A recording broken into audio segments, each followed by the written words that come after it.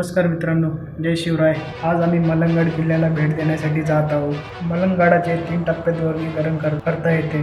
1 पीरमाची, 2 सोनमाची आणि 3री म्हणजे बालेकिल्ला। आज आपण बालेकिल्ल्याला भेट देणार आहोत। मित्रांनो, पीरमाची व सोनमाचीला जाण्याचा मार्ग सोप्या श्रेणीमध्ये मोडतो, पण बालेकिल्ल्याला जाण्याचा मार्ग अवघड श्रेणीमध्ये मोडतो।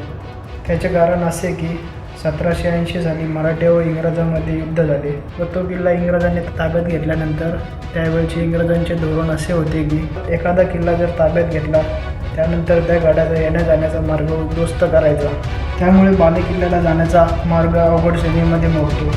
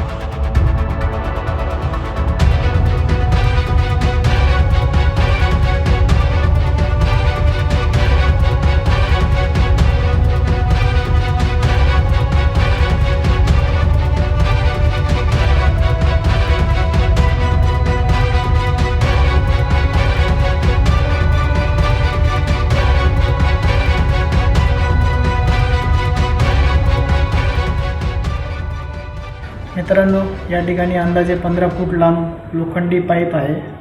याच्या साहाय्यानेच आपल्याला पुढे जावे लागते। इथून पुढे जाण्यासाठी तुम्हाला हार्नेस आणि रोप कंपल्सरी पाहिजे तुमच्या स्वतःच्या सेफ्टीसाठी, तर हार्नेस आणि रोप नक्की वापरा।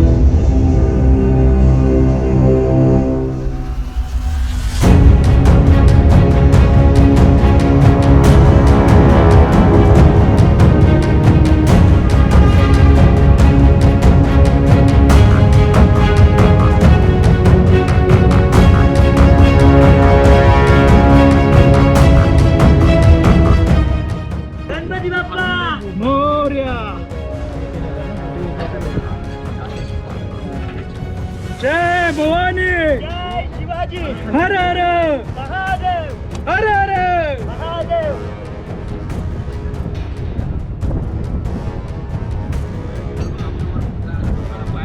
रोकड गणपती बाप्पा मोरया, मंगळमूर्ती. मोरया.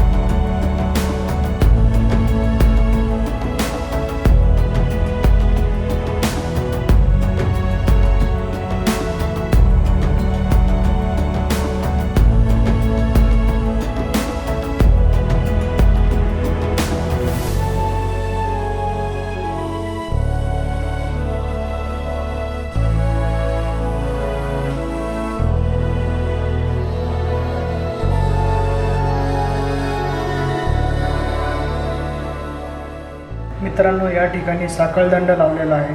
त्याच्या साह्यानेच पुढे जावे लागते. हा टप्पा सुद्धा अवघड श्रेणीमध्ये मोडतो.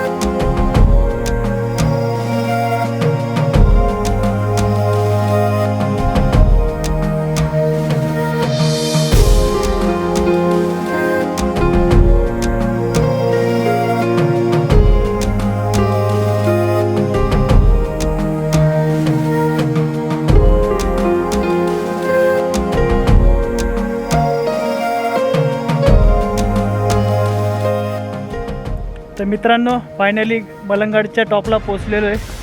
बाले किल्ला इकडं आणि इथं पाण्याच्या 2 टाक्या, नाही सॉरी एकच टाकी आहे आणि बाकी इकडं 6 टाक्या अजून आहे. मित्रांनो, या टाक्याचे पाणी पाईपलाईनच्या साह्याने पीरमाची इथे वापरतात. हे टाके गाडाच्या सर्वोच्च भागावर असून देखील 12 महिन्यात या टाक्यांमध्ये पाणी असते.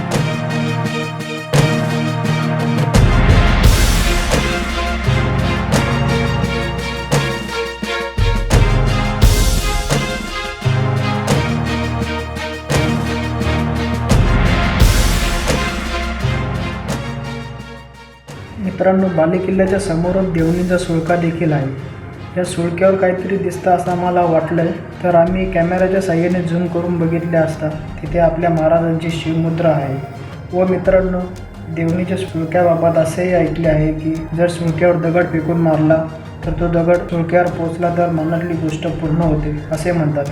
पण मित्रांनो, तुम्ही असं करू नका, कारण तिथे आपल्या महाराजांची राजमुद्रा आहे.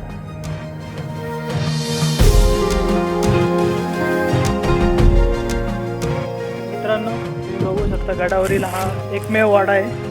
ते पण त्याची खूप पडझड झालेली आहे.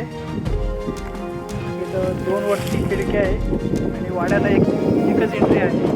बघू शकता, दाखवतो तुम्हाला.